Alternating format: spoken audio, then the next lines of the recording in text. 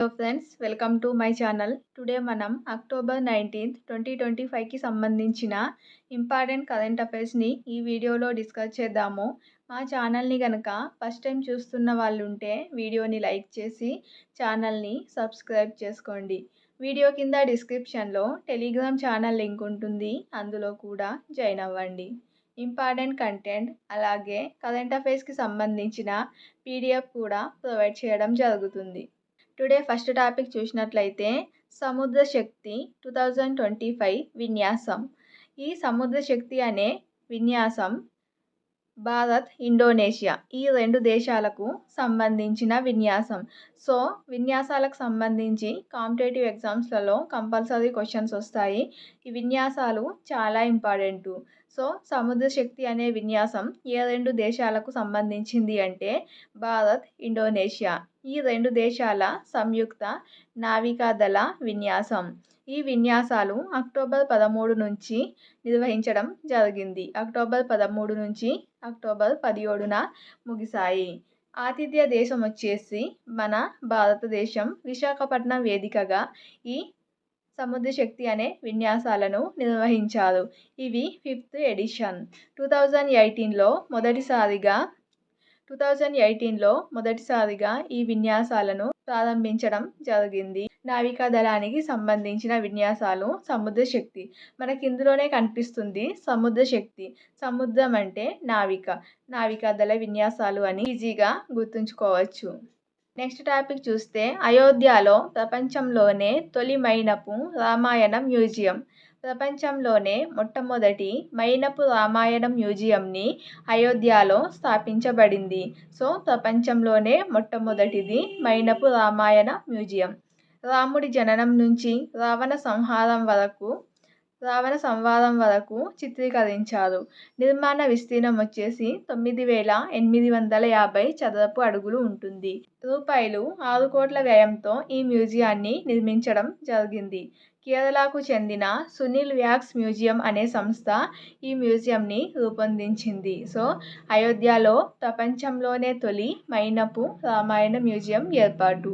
Next topic చూస్తే Chhatrapati సంభాజీనగర్గా Aurangabad railway station. మహారాష్ట్రలోని Aurangabad railway station పేరును ఛత్రపతి సంభాజీనగర్గా మారుస్తూ రాష్ట్ర ప్రభుత్వం గెజిట్ నోటిఫికేషన్ జారీ చేసింది.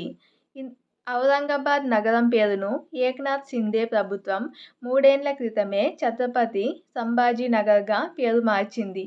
అయితే ఇప్పుడు రైల్వే స్టేషన్ పేరును కూడా ఛత్రపతి సంభాజీనగర్గా మార్చడం జరిగింది. సో ఇలాంటి పేరు మార్పులకు సంబంధించిన అంశాలు చాలా ఇంపార్టెంటు.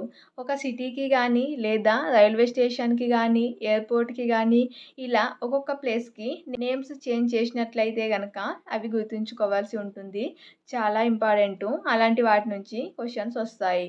నెక్స్ట్ టాపిక్ ఆచార్యులకు పరిశోధన పురస్కారాలు.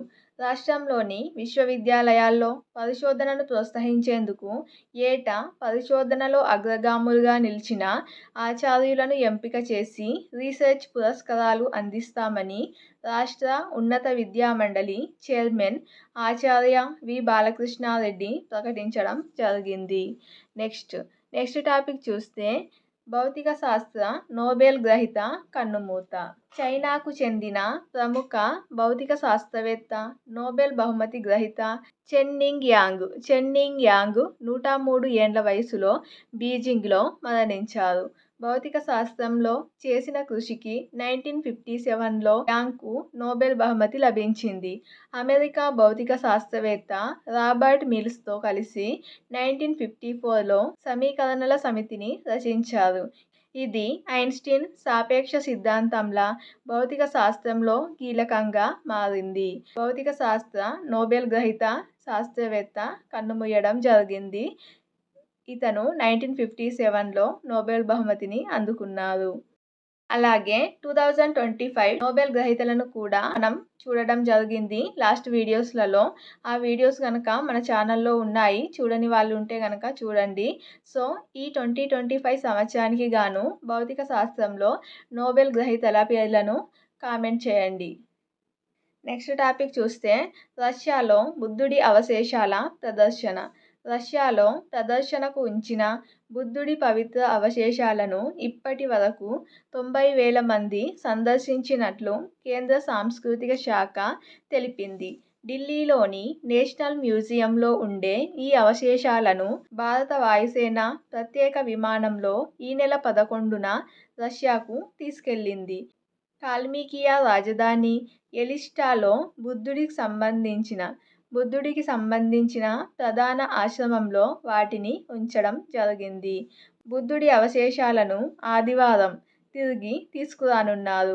జమ్మూ కాశ్మీర్ లెఫ్టినెంట్ గవర్నర్ మనోజ్ సిన్హా దీనికి నేతృత్వం వహించనున్నారు. సో బుద్ధుడికి సంబంధించిన అవశేషాలను రష్యాలో ప్రదర్శించడంతో ఇప్పటి వరకు 90,000 మంది సందర్శించినట్లు కేంద్ర సాంస్కృతిక శాఖ తెలిపింది. నెక్స్ట్ టాపిక్ చూస్తే స్పోర్ట్స్కి సంబంధించి చాలా ఇంపార్టెంట్. ఆర్చరీ ప్రపంచ కప్లో కాంస్యం. ఆర్చరీ ప్రపంచ కప్ ఫైనల్లో తెలుగమ్మాయి జ్యోతి సురేఖ కాంస్యంతో సత్తా చాటింది.